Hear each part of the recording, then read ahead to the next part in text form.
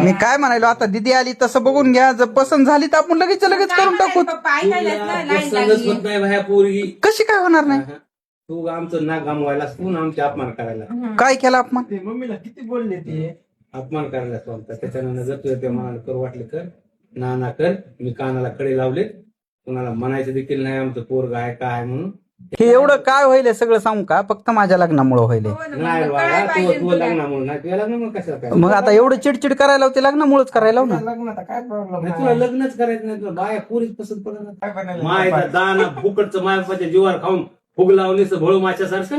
पोरी वहिनी हं? खेळला राजा मरू राणी रणकिव काही फिकर नाही. बाप माय घालायलाय, माय खाऊ घालायली. 5.5 किलो पनीर खाल्लं तुम्ही माय घाली. पनीरच काढायला हो तुम्ही. चिकन आणून उद्या चिकन पनीर नका तर कसं किलो आहे पनीर माहित आहे का? नाही हो मला माहिती. कसं आहे? हा? कसं आहे? 60. बघ ना पाव 50 रुपये 80 रुपये पाव. त्याला कधी आणलंय का? मी कधी आणले? बापाला त्याला माहितच नाही एक मला पनीर काय आहे ते. हा, कसं आणायचं त्याला माचीच माहित नाही केवढ्याची.